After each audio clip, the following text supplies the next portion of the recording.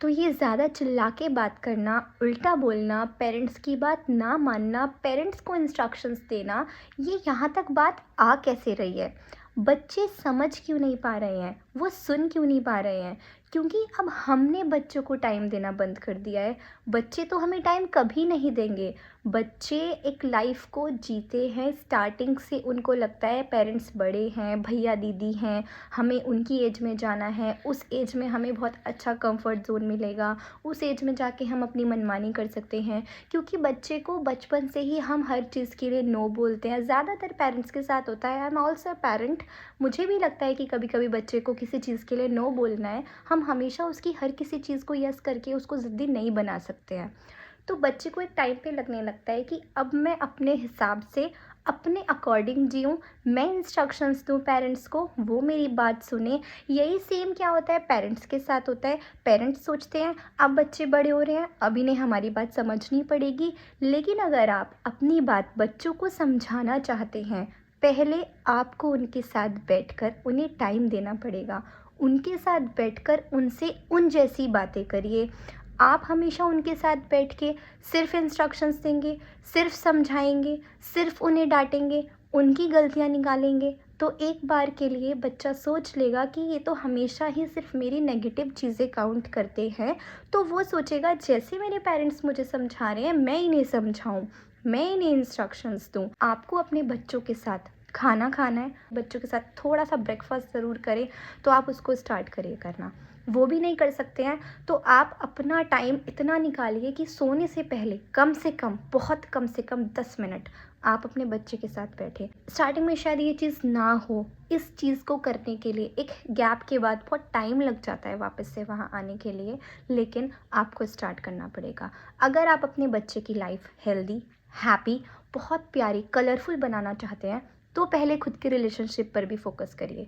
जहाँ husband wife लड़ाई करते हैं, जहाँ हस्बैंड वाइफ एक दूसरे के अगेंस्ट रहते हैं, हमेशा अपोज करते हैं एक दूसरे की बातों को, उनके बच्चे हमेशा आर्ग्यूमेंट करके अपनी बातें मनवाना जानने लगते हैं। जहाँ पेरेंट्स बहुत प्यार से रहेंगे, पेरेंट्स मम्मा और पापा की सेम बात रहेगी, वहाँ बच्चे को समझ आ जाएगा कि मैं इनसे या इनसे ऐसे नहीं मनवा सकता हूँ। अगर इन्होंने मना किया है तो इधर से भी मना है भाई।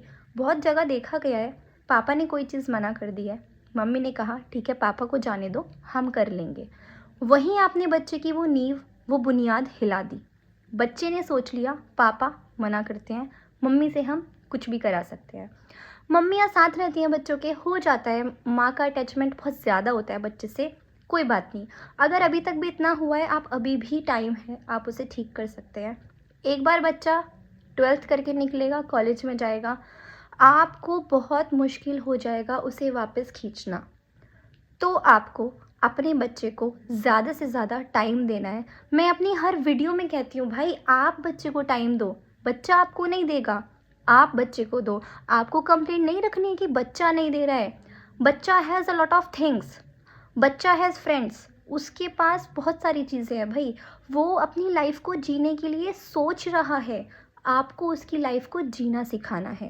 तो you have to give your time to your kids. ये मेरा मेजर ऑब्जेक्टिव है आप लोगों के लिए। कुछ भी कहना है अलग से बुला कर कहिए, किसी के सामने मत कहिए, किसी के सामने मत डांटिए।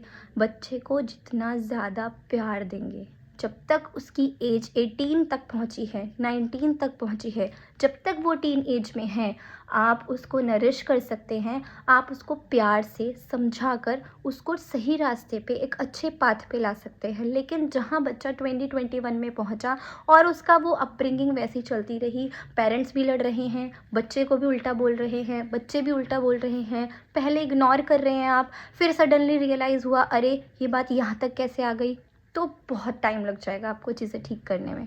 सो मेरा कंसर्न सब पेरेंट्स से यही रहेगा, please give your time to your kids. At least दिन में 20 मिनट्स, 10 मिनट्स, जितना आप कर सकते हैं उतना आप करिए। बच्चों का ध्यान रखिए। यूथ ख़राब हो रहा है, यूथ की नहीं है गलती, बच्चों की कोई गलती नहीं है। पेरेंट्स, टीचर्स, एनवायरनमेंट सब इसके ज़िम्मेदार हैं।